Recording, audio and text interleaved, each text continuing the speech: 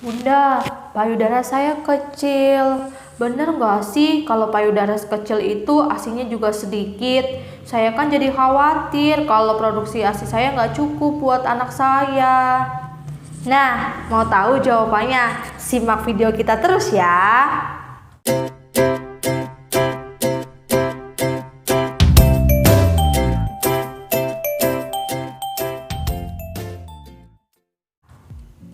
Hai semuanya, welcome back to our channel Twin Boys. Hari ini Mama Twin mau membantu menjawab kegalauan para busui semuanya. Tapi sebelum mulai, Mama Twin mau minta dukungan dari bunda-bunda semuanya nih. Tolong bantu subscribe, like, dan komen di video-video kita ya.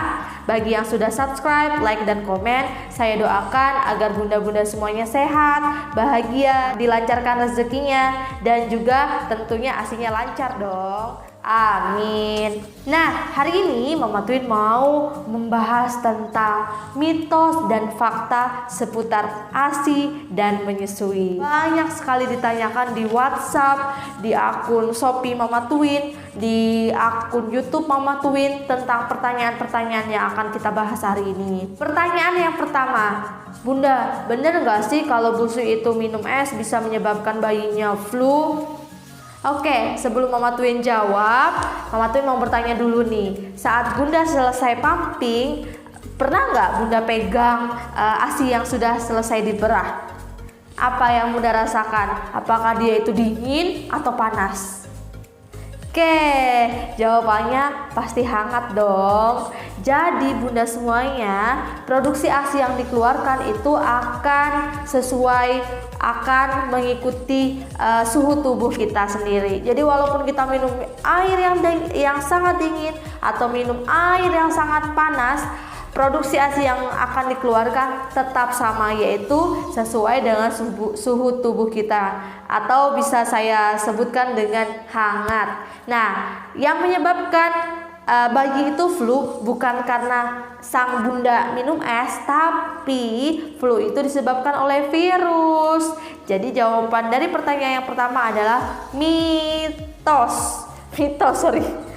Jadi jawaban dari pertanyaan yang pertama itu adalah mitos ya. Oke. Nah, sekarang kita lanjut dengan pertanyaan yang kedua. Oke, pertanyaan yang kedua ini banyak sekali menyebabkan bunda-bunda para busui itu merasa tertekan. Kenapa? Sudah capek ngerawat anak, kita masih dilarang-larang lagi. Nah, yang kedua adalah, Bunda, bener gak sih kalau misalkan busui itu makan makanan yang pedas bisa menyebabkan bayi diare? Mau tahu jawabannya? Jawabannya juga mitos. Kenapa? Karena sebenarnya kalau misalkan busui itu makan pedas, bukan anaknya yang kena dampak, tapi orang tuanya itu sendiri atau sang bunda sendiri. Kalau makan pedas terlalu banyak bisa menyebabkan diare. Kalau sudah diare ya susah merawat anak. Selain itu di dalam cabai juga ada namanya senyawa capsaicin. Senyawa ini kalau sang bayi itu tidak kuat, dia bisa menyebabkan alergi dan bisa juga menyebabkan diare. Tapi bunda bisa coba dulu dengan makan makanan yang pedas. Kalau misalkan sang bayi tidak ada reaksi atau tidak bereaksi oleh makanan pedas tersebut, jadi bunda bisa lanjutkan. Dan kita lanjut dengan pertanyaan yang ketiga. Oke, pertanyaan yang ketiga ini banyak sekali ditanyakan oleh para busui, bahkan yang masih mengandung. Maksudnya sang bayi belum lahir. Kira-kira apa ya pertanyaannya? Mau tahu? Oke, pertanyaannya adalah, Bunda, payudara saya itu kecil. Kira-kira benar nggak ya kalau payudara kecil produksi asinya juga sedikit? Oke, kita jawab ya. Jadi produksi ASI itu tidak diproduksi berdasarkan ukuran payudara, mau besar atau kecil, itu tidak mempengaruhi produksi ASI. Nah, produksi ASI itu dipengaruhi oleh prinsip supply and demand. Semakin banyak kebutuhan sang bayi, maka produksi ASINya juga akan diproduksi semakin banyak. Oleh karena itu, kalau misalkan bunda-bunda semuanya menginginkan produksi ASINya banyak, sering-seringlah disusui kepada sang buah hati, atau bisa juga dibantu dikosongkan dengan cara dipampi. Saya sudah membuktikannya sendiri loh bunda. Saya kalau boleh jujur, payudara saya kecil, tapi saya bisa memproduksi ASI 2-3 liter per hari. Oke. Jadi jawaban dari pertanyaan yang ketiga adalah mitos lagi. Oke, nah kita lanjut ya. Pertanyaan yang keempat adalah, bunda, benar nggak sih kalau misalkan menyusui itu bisa juga digunakan sebagai diet secara alami? Nah, fakta ternyata bunda semuanya.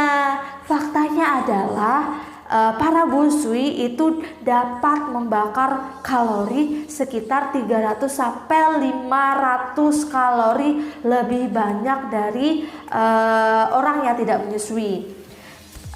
Bunda tahu kan kalau misalkan orang menjadi gemuk atau kurus itu karena kalori, ya.